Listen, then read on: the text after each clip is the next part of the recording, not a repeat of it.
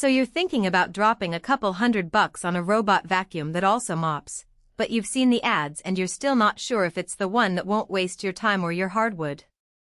I get it. A lot of these do-it-all bots promise the moon but leave you emptying the same sticky mess every other day. The NARWAL Freo 20 is one of the newer names in the game, and it's priced right around the top tier.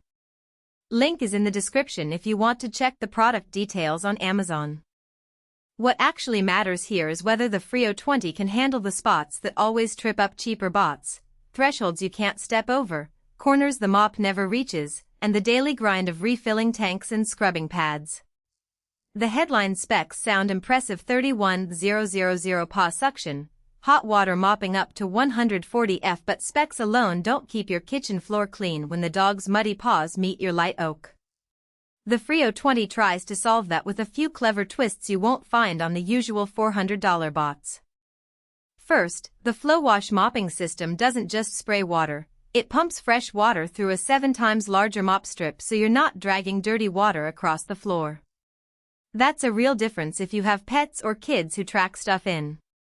The hot water setting at 140 F is hot enough to loosen dried-on spills without needing a steam mop, and it cools down quickly so you're not waiting around. The catch? You'll still need to empty the dirty water tank every run, and if you have dark grout you'll still want to spot clean once a week. It's better than most, but it's not magic. Then there's the NARWAL Freo Obstacle Avoidance. It uses a mix of cameras and sensors to map your whole home in one go, including those pesky raised thresholds and tight corners. Most bots give up at 2 centimeters. The Freo 20 claims to climb 2.5 centimeters, which is enough for standard door sills. In my testing, it did clear a 2.2 centimeters transition without getting stuck, but it still struggled on the thickest rug edges. If your house is all hardwood with 1 centimeter transitions, you're golden. If you've got 3 centimeters marble sills, you'll need to tape them down or live with the bot asking for help. Daily upkeep is where a lot of people get burned.